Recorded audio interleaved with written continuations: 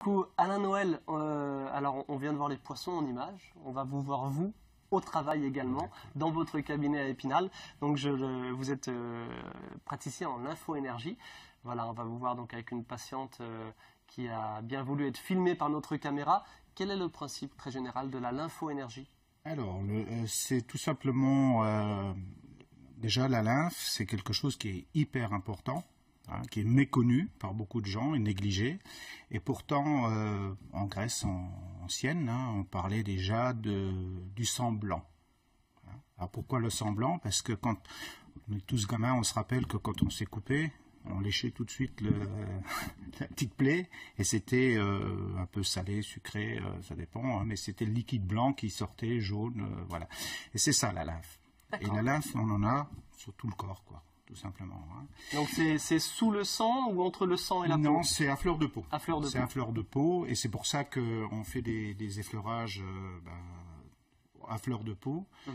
Quand on fait des petites ondulations sur le corps, c'est simplement, on suit le mouvement de la lymphe. C'est très doux, c'est très doux.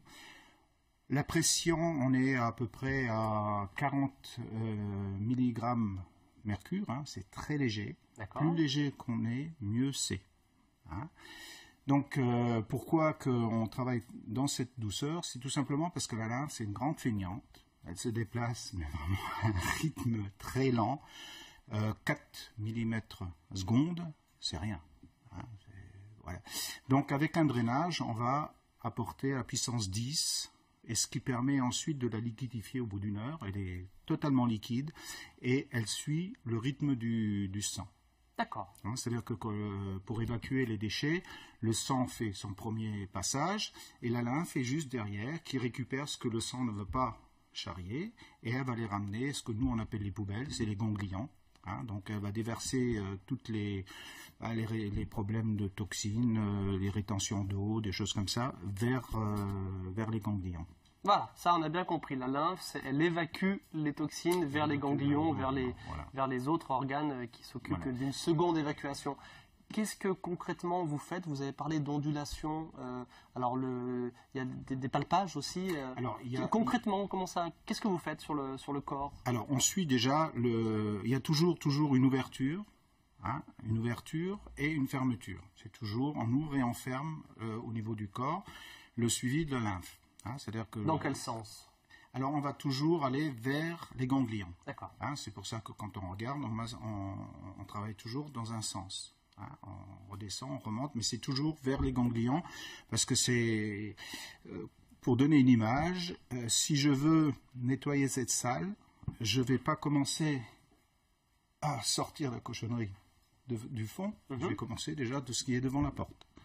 Donc au fur et à mesure, je vais aller au plus loin, hein, et puis voilà. Hein, d'accord, c'est le même principe. C'est le même principe. On commence tout de suite au début, on enlève, on est au fond, et on revient, on referme la porte après. D'accord. Voilà. Bon, c'est une technique pareille que les poissons qui viennent de Turquie, c'est une technique ancestrale, mais qui n'est pas du tout, je veux dire, ni enseignée, ni pratiquée de façon très développée, de façon globale. C'est-à-dire que le drainage, la lymphe est connue depuis la nuit des temps. Hein. Hippocrate en parlait déjà, hein, donc il y a d'autres qui ont parlé au fur et à mesure des siècles, mais c'était simplement pour insister sur le fait qu'il y a quelque chose en plus du sang.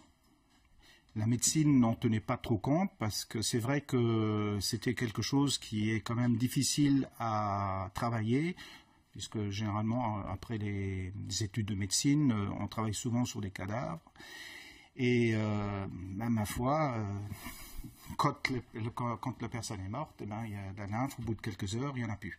D'accord. Hein, donc c'est un peu plus difficile à démontrer aux étudiants. D'où l'utilisation peu répandue de l'utilisation de cette lymphe. Voilà, donc c'est le père du drainage moderne, on va dire, c'est M. Vauder, hein, qui avec son épouse a remis ça au goût du jour, puisqu'il s'est rendu compte qu'il y a quelque chose d'intéressant qui pourrait apporter un plus, puisque son épouse faisait des kinés, hein, donc il dit tiens, c'est intéressant, il y a quelque chose à exploiter là derrière. Donc il a mis ça au goût du jour. Il a fait des études et aujourd'hui, on est dans cette technique. Alors, moi, j'ai étudié avec Dominique Jacquemet cette méthode. Elle a rajouté tout le côté énergétique chinoise. Parce qu'elle a fait des études, elle était 9 ans en Chine, elle a fait vraiment la médecine chinoise.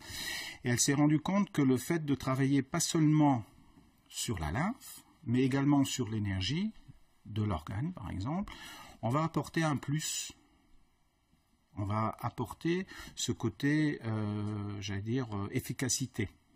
Donc vous travaillez également avec les points d'acupuncture, les points de pression. Pression d'acupuncture. Voilà. Par exemple, on le voit peut-être pas, au niveau de la cuisse, il y a le 32e point de l'estomac, qui est un point spécifique pour stimuler tout ce qui est cellulite. D'accord.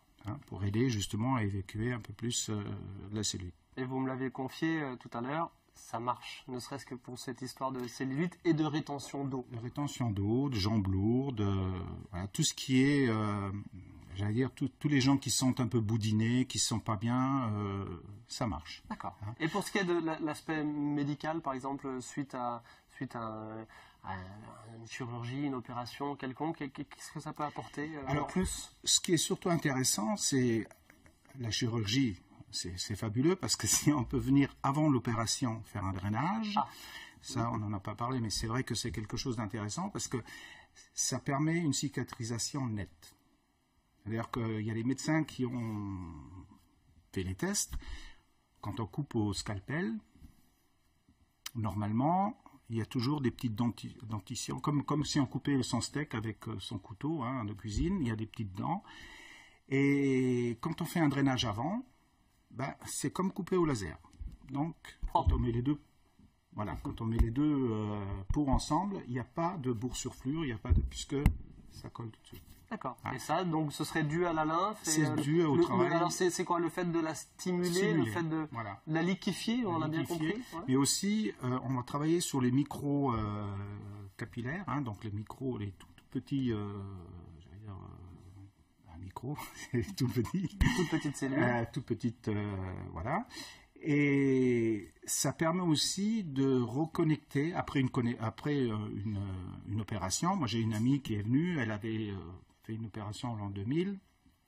Donc, 10 ans après, elle vient, je lui fais 2 séances de massage. Elle me dit, c'est bizarre parce que je recommence à sentir qu'il se passe quelque chose dans ma jambe. Et elle avait encore les bouches. D'accord. Donc, effectivement, après une chirurgie, c'est très intéressant. Quelles autres applications, pour terminer, sur cette lymphoénergie? Alors, tout ce qui est donc problème des gens qui ont des soucis de cellulite, qui ont des jambes lourdes, qui ont des soucis boudinement, de gonflement, que ce soit au niveau des doigts, au niveau des jambes, ça marche très bien. D'accord. On n'a pas parlé de tarifs, on va quand même être honnête avec nos téléspectateurs. Il faut compter combien pour une séance de lymphoénergie? Une séance d'essai, c'est 60 €. Et quand ça dépend de l'objectif de la personne, puisqu'on fait remplir un questionnaire en fonction de l'objectif qu'elle veut atteindre, on a des abonnements. Donc, si on arrive à des tarifs de 50 € ensuite. D'accord, pour une séance qui, précisons-le, dure 1 heure, 1 heure et quart? 1 heure et quart en moyenne. 1 heure et quart, ok.